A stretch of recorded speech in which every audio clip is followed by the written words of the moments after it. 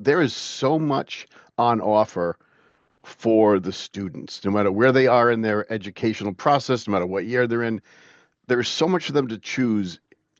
All of these students always they find their place. And the way I say it about my kid, he found his people. So his thing was he wanted to join a club level track and field team. And the team at UMass Amherst, before he even got here, they were reaching out to him or reaching back out to him and making that connection, making him feel part of the community. When he wanted to find some kind of research work, it was, I wouldn't say it was easy, but once he, reached out and made applications, professors were reaching out to him and bringing him into the fold and getting him involved. And he's involved in the Best Buddies organization, which they pair up a group of college students at UMass Amherst with developmentally disabled citizens from the UMass Amherst community, outside the campus. So he really has found activities in such a big place, but it's become very small and, you know, well connected for him. And I see that. I talk to other parents in the school. I talk to, other students when I happen to be there seeing my kid. So it's really is a community that is so open and there's so many things to get involved in that I really truly feel, your student will find their people and they're going to flourish. And it just makes their time there so much better. That's awesome to hear, Peter. Thank you so much for sharing. If any of our tour guides want to chime in, that would be amazing. I also just want to remind folks that we are recording, so this will be available on our website next week.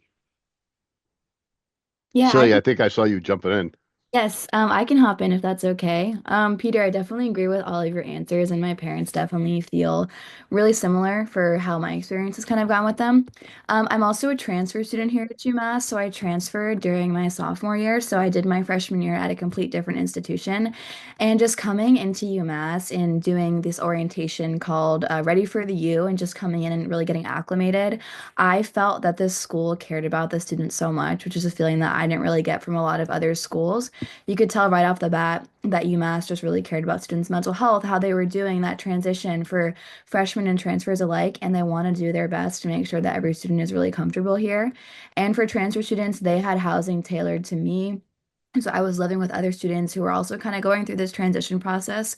And there's just so many resources, to help you if you are feeling stressed out, overwhelmed. We have a great Center for Counseling and Psychological Health. We have a great student health organization. So there's just so many resources to ensure that, you're doing okay as a student. And that really, really helped me aid my transition. And kind of like Peter said, with his student on the club track and running team, I'm on the club swim team here. And that has also been just a great way to continue doing something that I love at the collegiate level, but not too strenuous. So there's a lot of reasons to choose it. And also, I feel like I have to mention the number one dining. It really is that good. I love eating here so, so much. Before I pass it off to the next person, just to remind you all, there is a Q&A that us and me and the tour guides were answering. So if you guys have any questions that we don't address on the Zoom, just feel free to type them in the chat and we'll get those answered with an honest response. Thank you for that. Jamie, any thoughts? Uh, Honestly, just really concurring with what they're saying. For a large university, it really does not. I've never had an experience where I felt like it was difficult to navigate the system of the university. Trevor's hit some challenges in his time there, and we just really were overwhelmed with the amount of support from the different offices and departments. And so I just really concur with what they said. Big university, lots of resources, lots of places to go, lots of things to do, but just a really, really smooth system to navigate through when you need to. Awesome. Thank you, Jamie. Anybody else want to chime in before I move on to the next question? Yeah, I can just go next. I think again, fully agree with everything that all these guys said. I always like mention this in my tours, and this is something that I used to hear a lot, and you guys probably also hear a lot, especially like in this phase of the college application process, that You can always make a big school feel small, but it's hard to do it the other way around. You can always find your own people, find your own niche as you get involved and as you kind of just like get into the thick of campus life. I think one thing that I want to give a shout out to, just because I saw that there were a bunch of other international families here, one of the things that makes UMass really stand out is how welcoming it is for the international student community. There's such a diverse student body here, and you really see that reflected in like all the different organizations here. Besides just academics and athletics, there's a bunch of different cultural groups as well, like the South Asian Students Association, the Black Students Union, the Korean Students Association, just to name a few. And these groups do an amazing job of just creating a sense of community and making sure that you feel at home no matter where you're from. And they also kind of give you this opportunity to expose yourself to other cultures and also share your cultures with other people. And I think that's definitely one of the things that really helped me kind of transition into campus life and really like find my own niche here. But other than that, I think Peter and Celia and Jamie covered everything. Awesome. Thank you. Anyone else before I move on? Awesome. Alrighty. Second question. How was your students' experience at UMass thus far? Jamie, do you want to start us off with this one? Sure. So right away, Trevor had a great experience with his roommate who he got to know through one of the Facebook groups before they moved in together. He was really, really lucky. They hit it off his sophomore year. They wanted to room together. So he was very lucky in that sense. So right away, he and his roommate established a social circle, and he felt very comfortable socially pretty quickly. He also was playing club hockey his freshman year, which gave him something that was similar from what he was doing at home and another group of people that he could, feel like he was a part of. We didn't find out until much later that he was actually struggling academically. And so as parents, that was something that was an adjustment because it's a little bit harder to keep as close watch on these kinds of things because they're adults now and the university treats them as adults. And the university doesn't necessarily interact with the parents on the same level that you may be used to from high school. So it was later than we would have liked before we found that he was having those issues. But he was really committed to bouncing back from that, and he found his way through the university system to find out what resources were available to help him. And I'm really, really proud of him. He's been working really hard. He did give up club hockey. It was a really, really huge time commitment. He's now on the climbing club. He's now, does the climbing club or whatever. So he's still keeping busy on campus. But we've been really, really impressed with how he's grown as an individual to have to, I'm not going into the school for IEP meetings like I did in high school. This was his responsibility to find his way. And we weren't going to give him 4 years to figure it out either, so it was something that he kind of needed to figure out. And we're really proud of how he did, but also really, really pleased with the fact that the university had those resources available to help him through that time. So hopefully that helps. That definitely helps. That's awesome, Jamie. That's awesome to hear. And I hope that your son is thriving right now. Peter, want to chime in? And then I'm also going to let our tour guides chime in afterwards. That way, I know it's kind of similar to the last question, but happy to hear your experience thus far. Absolutely, not a problem. So the experience thus far for both our son and for us as the parents, looking in from home has been great. Of course, as everyone keeps mentioning, the dining. We were there President's Day weekend. I think I spent 8 hours in Mullen Center seeing two different sports, two different games. Spent all that time with our kid. Being on the campus and seeing him flourish and seeing him have new friends and seeing him just, hey, nice seeing you, Dad and Mom, but I'm going to go off with my friends now and I'll catch it at the end of the game. Just seeing that level of his confidence or his self-confidence is really heartwarming. And and he did well in high school. He did really well. But then just last week, he got a letter that, of course, he forwarded to us that he was selected for an academic award. I think it's I'm not sure. Maybe one of you guys can tell me what it is. I think it's like um, Phi Kappa Phi. It's like an honor society kind of thing. And we come to find out he is in the top 10% of sophomores as far as grades at UMass Amherst. And you look at the numbers there, that really knocked us back to see that, like, holy Moses, that kid he's doing well and he's flourishing. And this is a kid that has always been very quiet, very hang back, not one to reach out, but seeing him participating, getting involved, doing well in his classes, and then getting an award like that and getting recognized, it really shows to us that his experience thus far has been spectacular, and he is really really flourishing, and that really is what you really want for your kid, especially when you send them. For us, it's an hour and a half away. I know for a lot of you, it is much, much further than just an hour and a half away. But really, they are made to feel at home on that campus. They are engaged, and there's so much and so many ways for them to get involved and be a part of that campus. So the experience for us has been spectacular. Yeah, can I hop in after that, if that's okay?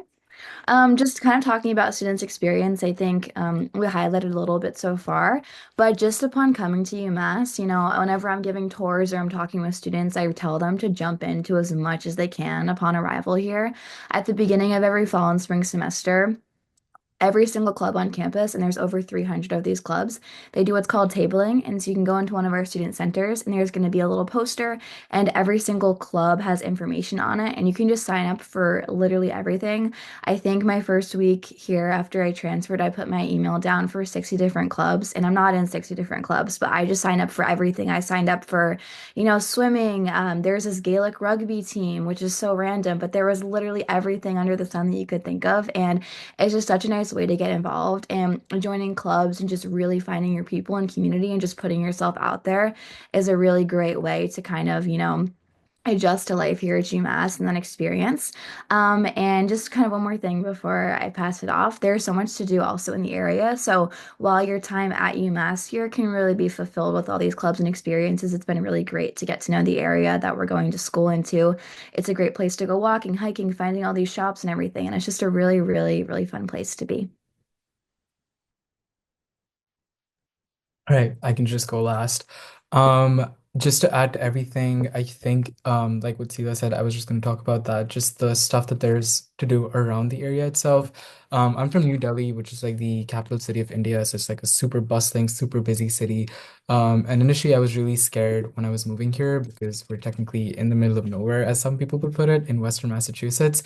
So I was really scared that there wouldn't be enough things for me to do, but every single week I honestly, like, I get confused in trying to pick what to do and what not to do. There's always events over the weekend. There's always events throughout the week. There's a new, like, every single club is hosting an event probably like every day of the week. So I think that definitely helped me, kind of ease my transition into campus life in Massachusetts. Um, I'm also part of a bunch of different clubs. I'm part of the Student Government Association, which kind of oversees all of the clubs that everybody's given a shout out to. So I think that has definitely been a very enriching part of my experience so far. Just, getting behind the scenes, seeing how things are done, working with administration, kind of also getting that experience for like my future career prospects has been really fun. So I think it's definitely like there's a lot to do. You're never going to be bored here, and you're definitely going to have a great experience here. Thank you. Thank you so much. Moving on to our last question for now. Any words of wisdom for a family member or student about the college decision process? This one, you guys are all welcome to answer it. Peter, want to start off? Sure. I mean, there's so many words of wisdom, and you may have to duct tape my mouth closed to not get them all out. But um, especially for the students, you know, don't be afraid to jump in. I mean, you've heard our tour guides say something very similar. There's so much to do. Don't be shy. Just jump into something that might be outside your comfort zone a little bit. And even if it turns out that it ends up something you're not going to do in the long term, you've still made some additional connections. You've still gone to the initial meeting or a meetup of the Gaelic Rugby Club, and I cannot imagine what how the Gaelic Rugby Club is different from the rugby team. But anyway, even if you don't follow up on any one of those clubs or some of those clubs, you've still made some connections. You've still met three more people than you knew yesterday, or you still have been exposed to an additional opportunity that you didn't have the day before you signed up. So jump in. Don't be shy. Maybe step outside your comfort zone a little bit. You know, drag your roommate along. You know, try to get involved, do things you might not normally do. And of course, you know, go see your professors. That's one of the best and easiest ways to get a little bit more of a comfortable feeling as you step up from high school learning to college learning. You know, attend office hours just once, and you'd be like my kid tells me, it's like just going once. It was such a relief to see that help was there, and you could make that additional connection. So, words of wisdom: step into something you may not have stepped into before, outside of your comfort zone a little bit, and you are just going to make additional connections that are going to make your time at the UMass Amherst campus richer, easier, more fun, more comfortable. So that's my 13 cents. Thank you, Peter. Jamie, do you want to jump in? Yeah. So I was your question partially about like for people who have not yet made the decision of where their student is ending up next year. Was that part of what you were asking about? I'm asking any words of wisdom you may have for a family member who is currently in the college decision process. Okay, gotcha. All right, so this is what I would say. If this is your first student going off to college in particular, it can be a very emotional time.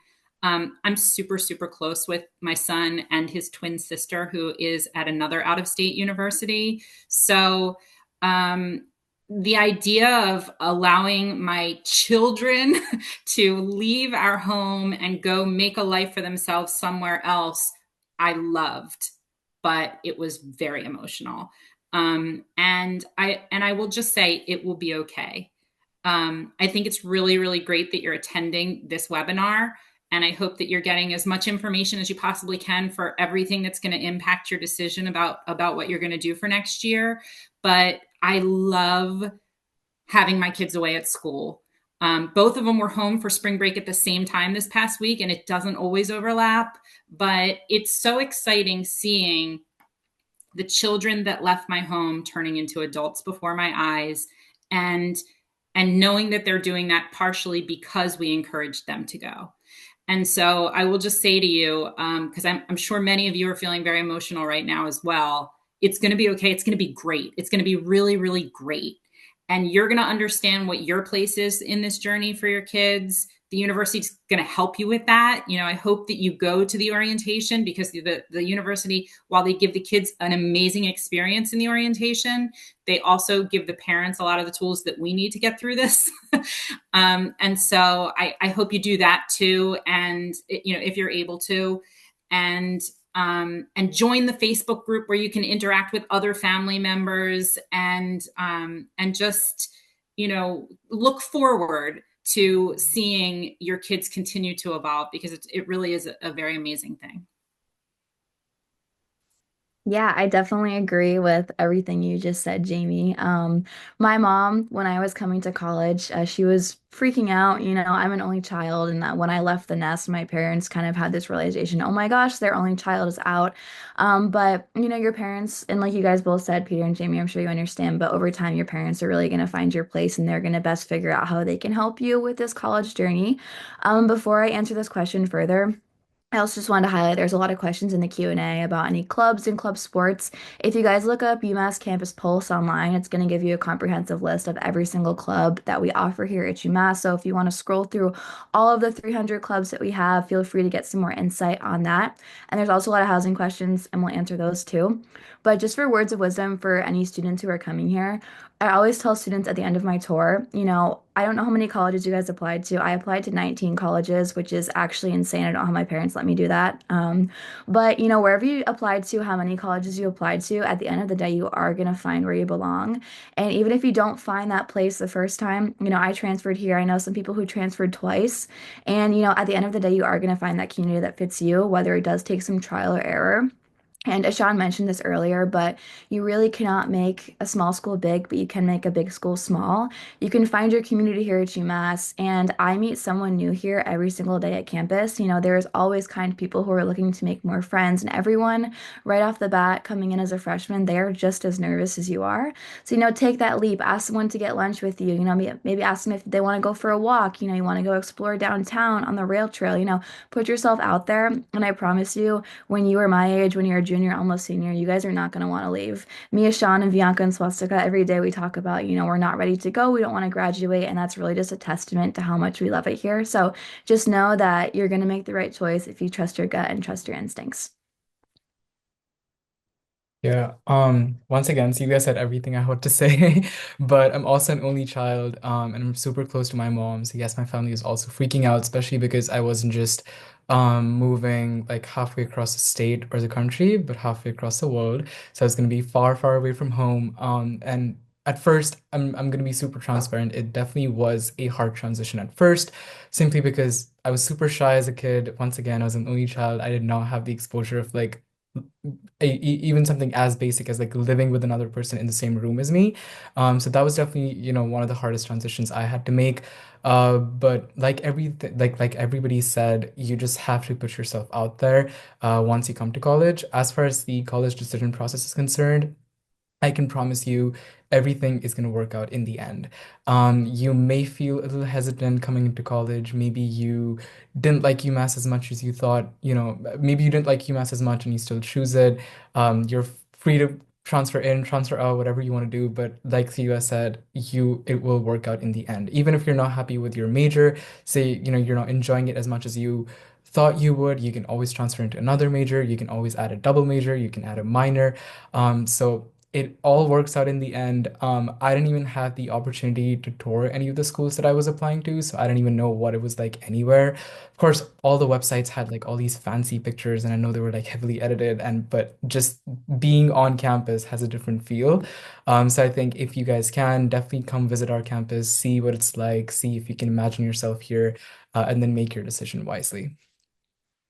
Thank you. Jamie, I have a question for you, if that's okay. What about UMass Amherst guided your family to select us?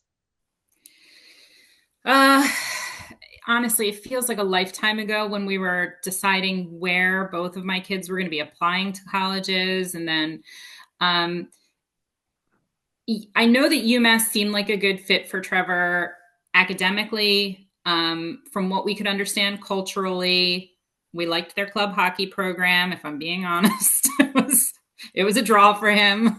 They were the national champions at the time, and it seemed far enough for us. It seemed far enough away that I felt that he was going to get a new perspective from what he had growing up in the same house, in the same town, in the same state his whole life. So I liked him going away, but it wasn't so far away that we couldn't get to him if we felt like we needed to or wanted to. It wasn't so far away that we weren't able to attend family weekend, for instance, which is a phenomenal experience. So, and then, once he applied to the different schools and he got into where he got into, and we did things like this. I attended a webinar similar to this after Trevor had been admitted. Then part of it, I think, is just kind of a decision based on what just feels right. And you might not, I'm sure he would have been fine anywhere, to be honest with you. But this is where we ended up. And this is a very, very big part of his life now. This is always going to have been a very, very big part of his life. And it's going great. So, I don't remember what initially made this be one of the, I'm going to say maybe 9 schools, Celia, that Trevor applied to. But I know that when it came, and part of the decision also comes down to finances. Like there were some schools that were in the running at the very end that that we quickly just ruled out financially. So there's a lot of factors that go into it, but I do agree with what Celia and Ashan are saying. I believe that your student's going to find their place, and they're going to thrive, and they're just going to grow up before your eyes. Thank you so much, Jamie. I have a fun question, which I hear a lot actually while I'm traveling in New Jersey. And it's how are the winter months in Amherst? How are the winter months in New England in general? So whoever wants to take it from here, please do. Oh, okay. I saw both hands at the same time. Celia, you got there first. Go ahead. Yeah, so I mentioned this a little earlier. I'm born and raised in Maine, and I have a lot of experience with really cold New England weathers. I literally like to say I'm a walking LL Bean ad sometimes just because everything I own is from there because it gets so cold. But even though it is super cold here, and we got a lot of snow this past year, like January, December, and I was up here for a good amount of January as well. It's honestly so much fun in the winter. I'll be walking to campus or walking to class or walking to the dining hall and I see so many students sledding, like having snowball fights, building snowmen. Everyone turns into a little kid when it snows here. And it's so cool just seeing all these students, just playing in the snow. It's also beautiful here in the winter, and there's so many places to go. You like snowshoeing. We're really close to a bunch of mountains in Western Mass, like Berkshire East, also a lot of ski mountains in like Massachusetts and Vermont. So there's so much stuff to do outside, and it's really, really fun. And it just becomes a lot cozier in the winter. I don't know, Sean, if you have anything else to add to that. Yeah, I actually have like a completely different perspective because I'm from a very hot country and particularly a very hot city. So I was really scared. My first snow was absolutely beautiful. Like when I experienced it, I felt like a little child. Like every time it snows, I always go out and play in the snow. Um, but the university overall, if like people are concerned about safety, we always like salt our roads on time. It's always like we're pretty well prepared for like snowstorms. There have been maybe a couple of times when we weren't, but that was just because the weather was like really unprecedented. But like Siva said, there's a lot of skiing mountains. I've never done any of those just because I don't think I trust myself like skiing. But from like hearing from my friends who have, it's super fun. Um, and also it's like always really nice to like get a snow day or two. Like we had I think two this year. But yeah, that's really fun.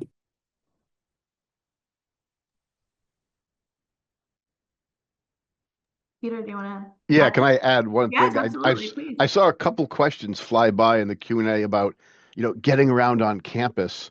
And then of course, you asked the question about the winter months and, the weather. So I'll just share this anecdote. Uh, my kid likes, as part of the club track and field team, and just he leans this way. He likes to go down to the rec center and work out in the fitness center. And I know there's a few of them around the campus, but he lives in a section. He lives in Orchard Hill, for those anyone that happens to know the campus. And I think the rec center is a good distance from there. But even in the winter, he still wants to go, and he usually goes early in the morning. So he asked us, "Hey, can you bring one of the bikes from the house out to me?" And of course, a lock. And we brought a bike out. He locks it right outside his dorm, even in the winter. Doesn't matter. I mean, they like Sean just said, they take good care of the roads. He is very comfortable and it's very safe. He just gets on the bike at 6:30 in the morning and rides over to the rec center. Or sometimes he's got a couple classes on 1 or 2 days that are on kind of opposite sides of the campus. And, he gets around. It might be freezing cold, it might be snow on the ground, but he could ride that bike, or he just, hoofs it. And, you see thousands of these students getting around that campus. They get around easily. It becomes like I said, a smaller place. And even though the weather sometimes is snowy in winter, it's it's really well taken care of, and all the students and the staff get around easily. Can I add something to that real quick, if Yeah, that's okay? yeah, absolutely. Yeah, so in terms of getting around too, we also have this bus system called the PVTA. This stands for the Pioneer Valley Transit Authority. And this is basically this free bus system that runs within a 30-mile range of campus into neighboring towns like downtown Amherst, Hadley, which is where you can go shopping, and also Northampton. So, your student lives in Orchard Hill. That's a little bit one of our farther dorms away. So, if you do live up this hill and it's snowing or it's raining, this bus can pick you up basically right outside your dorm. It can drive you to the rec center, it can drive you to the dining halls, and it's super helpful to get around. This is a resource that so many students use. In addition, you can have a car here. at any point during your 4 years. It costs a little bit of money, and then you can just park at whatever parking lot closely relates to your dorm. But this bus system is really underrated, and pretty much everyone uses it. So I'm sure your students use that too. He took it to go shopping at Target a few Yep. times. Yeah, Thank you he guys. still doesn't have a car. We're not going to send him to school with a car till junior year, but yeah, That's he's used Thank that public you. transit. It's great. Awesome. I think we can all agree that for those who are outside of New England, the first winter is the harshest. And for sure, Celia, I always advertise LL Bean every time I can, for sure. So for all parents here, guardians, siblings, LL Bean. So internships, let's talk about it. Do you guys have any, have you guys done any internships? How does that look like within the career services here at UMass? Do you want me to go, Sean, or do you want to go? I can go. I'll go. I personally haven't interned off campus yet, but I've last semester I had an on-campus internship. Not last semester, last summer I had an on-campus internship. It was a research internship at the Sustainable Economics and Policy Lab, which is kind of like a research lab, which is a part of the Five College Consortium. Which a brief kind of like um, insight into that is that we kind of share resources with four other colleges in the area. That's Amherst College, Hampshire College, Smith College, and Mount Holyoke College. You're allowed to take classes in any of those four colleges. You can do research with any of their professors. You can go to their club events. You can just even visit their campus if you'd like. But I did an internship there. It's based out of UMass, but like the professor that kind of leads that research lab, she hires students from all these five colleges. Um, I worked there and I'm still currently working there and hopefully trying to get like the same internship for this summer as well. Our career services, so we have like a centralized career development office that helps you with pretty much all things career related. So like resume reviews, you want to have your cover letter read over, they can do that for you. They host a lot of networking events. But each school and college that we have here at UMass, they have their own kind of, career development and career services office. So I'm a part of the College of Social and Behavioral Sciences. We have something called the SPS Pathways Center, which is essentially like an advising center that offers help, be it for academics, career support, anything like that. So each school and college has their own designated career advisors, which are they're kind of specialized in helping students in particular tracks and in particular looking to get into particular fields. If you want like a more personalized career development experience. So we help a lot with that. But I think besides that, all of our professors have great networks. Definitely go meet your professors outside of classes. Maybe stop by at the end of class and have a chat with them. If there's a specific professor that you're interested in doing research with, or maybe you know that they know somebody else that you want to work with, they can always help connect you with that. And another way to kind of build that connection with your professors is by going for office hours, which is essentially just 2 hours of the week that your professors and your teaching assistants take out of all of their other commitments just to meet with you and their other students. So if you go in during their office hours, you introduce themselves, you tell them what your research interests are, or maybe just things you're looking to get into. They can always help you. They can always help, like, connect you with somebody else, either at UMass or maybe even outside of UMass, which definitely goes a long way in helping secure internships or even full-time job offers. But I don't know, Celia, if you have anything to add. Yeah, definitely. I definitely agree with your SBS career pathways. I'm also in the College of Social and Behavioral Sciences, and they're really, really helpful with, getting connected to professors, internships, and everything. My experience has been a tiny bit different with internships. Last semester, I was working on a project for one of my classes, and I went to my professor's office hours. And I just sat down with him and asked him some questions. And little did I know he was the internship coordinator for the entire legal studies major. I had absolutely no idea, but I had a great conversation with him and I did really well in his class. And at the end of it, he offered me an internship for next fall. It's kind of like a legal studies court-based internship. So I just got really lucky with that. But if I actually did research, I would have found out that he was that position after conducting a little more intensive research online. And then for this summer, also, I went to our Career Pathway Center and I got connected and I'm interning with the Newton District Court in Massachusetts. So they're really helpful with, getting you connected to professors. And a lot of my friends' parents are also lawyers. So that's been really helpful in kind of fostering connections. But go to these services, go to these internship coordinators. A lot of the people who work for UMass have great connections outside of the university. So they're really willing to help you get connected and use their networking skills as well. And then also, a lot of your classes will require you to download LinkedIn and Handshake, which is also super helpful for getting these opportunities. So, for one of my classes, I've been required to make accounts on both of these platforms, and I have to actually apply for internships as part of my grade. So, that's been also really helpful. And you kind of learn how to make an academic and professional profile that's really helpful for postgraduate and things like that. Oh, thank you so much. Peter, did you have something to add? Just it's kind of reinforcing of what our students just said. Yeah. My kid just through engaging with one of his professors ended up getting a role on his research team and in two kind of roles on the team. Number one, I mean, it was on fitness and the effects of different kinds of running shoes. So part of the work, he was getting on a treadmill, wearing certain sneakers, certain running shoes, and he was like the research participant. He was, the person that they were studying on the treadmill.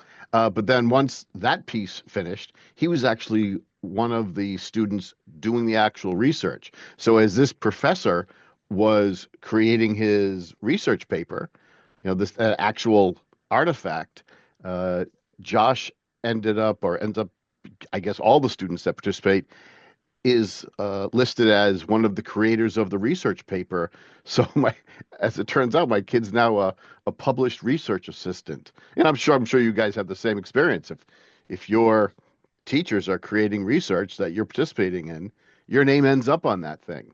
So what that means is, as Josh and as you guys create your resumes someday, that goes on your resume, and that's a really, you know, great piece for potential employers to see that you had that kind of participation outside of class and you are a published researcher or a participant in that stuff.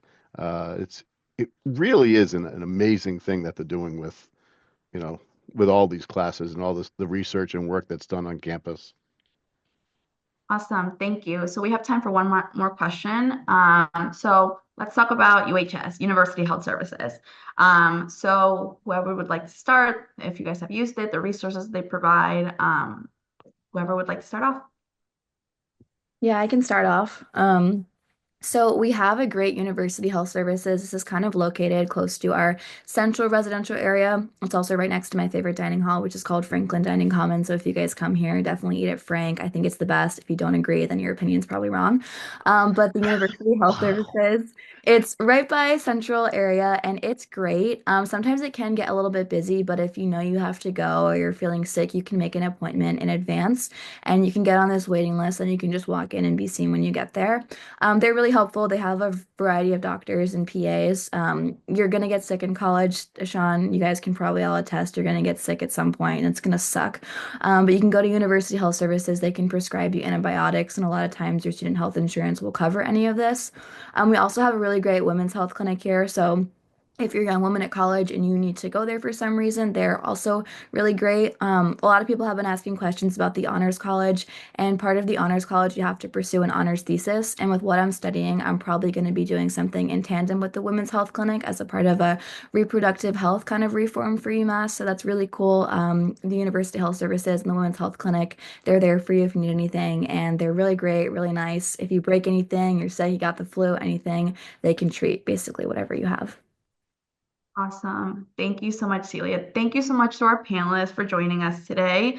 I do want to move on and introduce Dean Jonathan Tunwer. I'm so sorry if I mispronounced that. I'm going to let you take over. So go ahead. I think you might- Oh, awesome.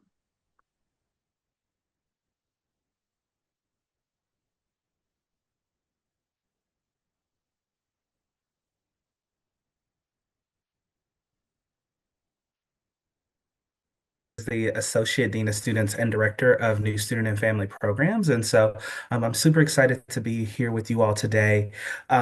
Really, what I want to tell you all about is what my office does to serve you and your students. Uh,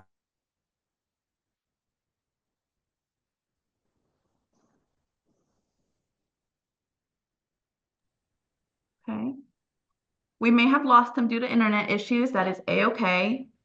So we will kind of move on to share basically what he would have told us. Can you guys see that? Yeah, awesome. So, Dean Jonathan is the Dean for New Student and Family Programs. So a couple of programs and services within his office would be Parent and Family Ready for the U, Family Welcome to the U, Family Weekend, monthly family newsletter, weekly family newsletter for new students, crucial conversations guides, website, family U chat webinars, and dedicated phone calls. And for any family involvement, they would have opportunities to volunteer in advisory council. Let's see. Okay, I am back. So sorry about that. Perfect. I have the screen up. Do you Um, want me to keep it up? I'm sure you would do an excellent job. So sorry. I've been here the whole time with no connection issues, and now it happens. Um, so my office oversees our programs for our new students and our families. And so the first thing that we do is we do Ready for the U for our new students and their families. And so Ready for the U is our new student orientation program. And so there is a concurrent program that happens for our families while our students are here. And so we encourage you to come.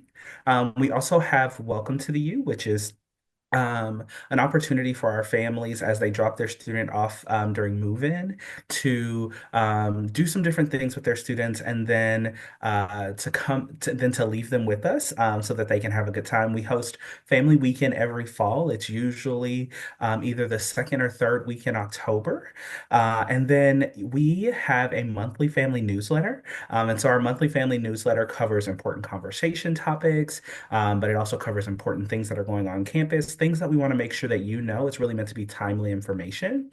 And then we do a newsletter for our new students starting the first week in May. Once they've deposited and told us that they're going to be a UMass student, we send a newsletter to the student, but we also send that same information to the families to make sure that we are kind of nudging the people who nudge their students. And so we make sure that you have access to all of that information as well. On our website, you'll find what we call our Crucial Conversations Guide. And so that is really thinking about month by month, what is it that you should be talking to your student about? So it'll remind you when housing is coming up to have a conversation about that. And so really lots of important things there. We also have a Family U Chats webinar series. And so that's where we talk to campus partners on about what's important to you. So whether that be the counseling center or student success around the advising time, all of those are really important things that we want to make sure our families have information about. And then we have our advisory council, and so that's where Yanela was when I jumped on, and so that is our both Peter and Jamie are part of our advisory council, and so myself and our dean of students and some other folks on campus will meet with our advisory council so that we can really hear for the voice of families and understand what's important to them and their experiences with our different things on campus, and so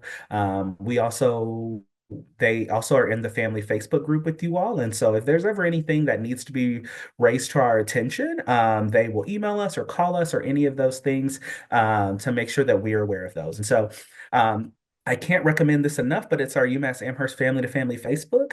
I am not in there, but it is really meant to be a place where we have other families answer questions because sometimes you don't want to hear from the university. You want to know what another family experienced, right? So certainly if there's something really big that happens, we are able to access it and make sure that we get the correct information out. But we really depend on the other families and our advisory council to be the folks who can tell other families about their experience. There's folks in there who are really able to recommend housing, then talk to you about the things that their students have done about housing, to talk about subletting for their students, to talk about sending care packages to their student. So really all of those things that you really kind of want to hear from somebody who's had to do it with their student before. Certainly you can always call the university and we can help you with anything that you might have a question about, but really it is really getting advice from other families. And then our last thing, what I would say is we always want you to feel like you can contact us. And so on my next slide, you'll see that we have our contact information, and you can email us. Our families have an email address that is dedicated directly to them. And so you can email that at any time, and my team will answer your questions. We also have a website dedicated to families. You can follow us on Instagram or TikTok. We find a lot of students tend to follow us on that, but you can also find us on Facebook. But anything that we post on those websites are also on our umass.edu/parents website. And so I also want to answer some of the questions that I saw coming in the chat, that I didn't answer, but the tour guides also answered. So I want to make sure that you all get that information. So I saw a question specifically about advising and course selection for new students. And so my office works with our academic colleges to kind of coordinate that experience. We are not the advisors, but we make sure that the advisors have everything they need to communicate and work with our new students. And so there was a specific question about if students are a new student, does it matter how many credits they come into UMass with, and if that changes the priority of when they register for classes? That's actually not how our advising works for new students. Throughout the summer, we release a certain amount of classes per day and per week. And so that is meant to create a pretty equitable experience so that no matter when a student is advised, they have the opportunity to select a class and get a full schedule. No student will enter the fall semester without a full schedule. We guarantee that. And so it really is our way of releasing seats so that every student has an equal opportunity to get access to all of those classes. And so we'll make sure that that happens. I saw a question about the orientation date. And so typically orientation starts in mid-June. So this year we're starting on June 11th and we'll go all the way to August 1st. We have about 23 different orientation sessions.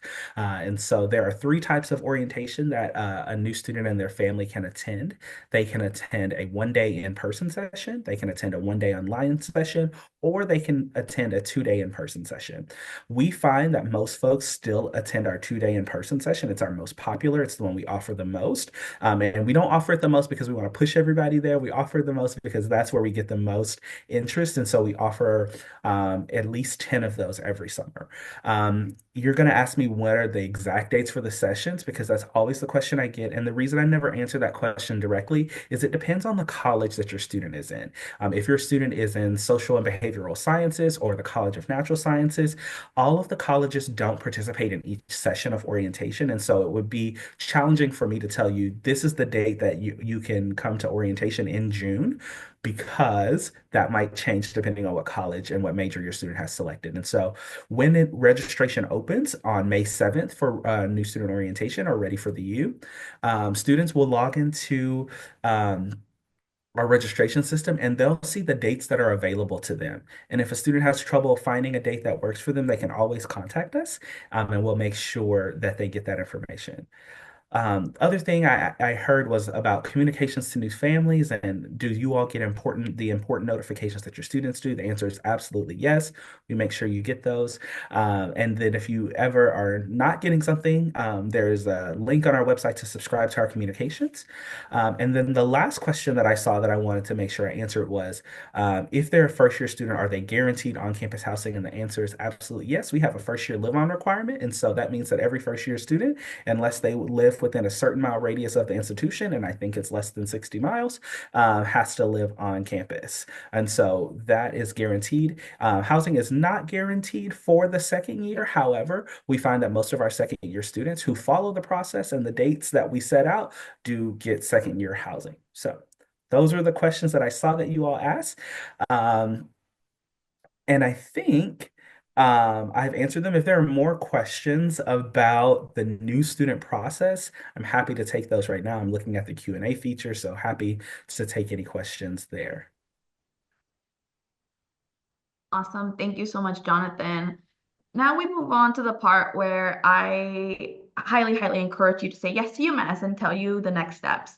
So next steps, of course, would be filing FAFSA if you haven't already done so, paying the enrollment deposit that is due May 1st, register for Ready for the U, which is something that Jonathan touched upon just slightly, and then submit housing housing preferences. Applications open up in June. And of course, please submit your official high school transcript by July 1st. Please have your school counselor send that to us, as we cannot accept it directly from a student or a guardian. And to finish it off, don't be a stranger. Stay connected. Let us know if you have any questions, comments, and concerns.